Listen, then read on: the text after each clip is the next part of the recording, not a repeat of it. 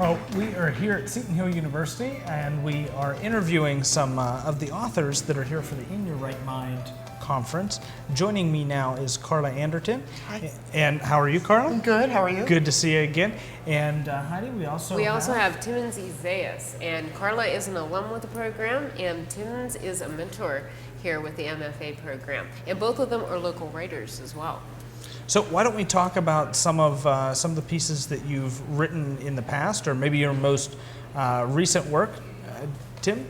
I'm short fiction and poetry mostly, so I have a poem that just came out in Asimov's Science Fiction magazine in February. I have a short story coming out in the same magazine. And I'm going to interrupt you for just a moment because you do not understand how difficult it is to get into that magazine unless you are in the science fiction field. Yes, or in the career. Yes, tremendous. mode. So that's coming out. I just had something in a reprint anthology.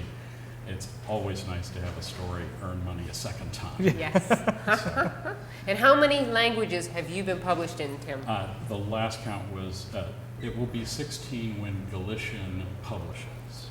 Wow. And 22 countries. I just came out in India for the first time. So. Wow, incredible. And Carla?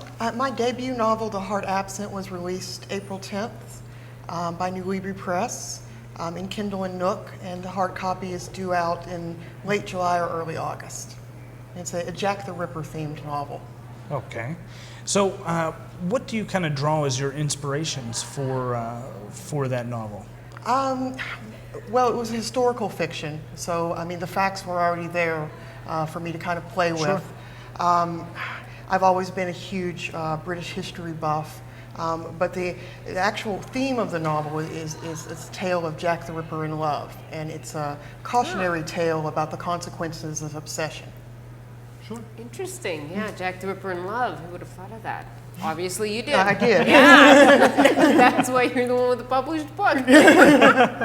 And I heard part of it at your thesis defense, and it was very interesting. Well, thank you. And that is high compliment from Tim, because everyone who goes through the program wants to have Tim Esaias as a mentor at some time or another. Poor judgment on it. Unfortunately, I did not have the privilege, but if I could have had a third mentor, I would have wanted to be Tim. So, Tim, you've been in the industry for how long now? Well, actually, my first publication was in 8th grade, so it goes back that far, and even further because my father had a hand press in the basement. So my introduction to publishing was hand-setting type from a California case. I learned to edit, because this was in 2nd grade, so I learned to edit upside down and backward, looking at the type in the chase, before I was taught in school how to do it the right way. So that long. But I've been publishing in science fiction for about 20 years. What was your father's line of work that he had a press? He was actually a minister, Okay. but he put himself through a very poor West Virginia family back in the Depression, and he put himself through high school and part of college working at a newspaper, and one of the things he did was to break down the linotype from the night before and set up the sports stories. On his way to high school, he would set the sports page. So he learned how to do this and made money on the side doing funeral announcements. Because it's a small job, has to be done quickly, needs to look good. Hand press was best in those days. Mm-hmm. Right. So I used to do funeral announcements. What a way to start. Absolutely. Yeah. Oh, just like reporters today, but they always say that start in the obits. Yeah. That you just start at the obituary sections.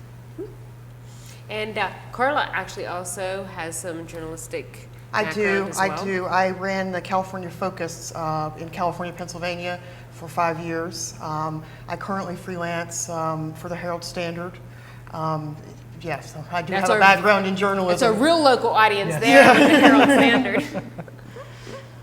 So what are you working on next? I know you're just kind of getting over this book coming out, and are you going to rest for a little while, or you have another idea brewing? You never rest. I have a ton of ideas brewing, as most writers do all the time.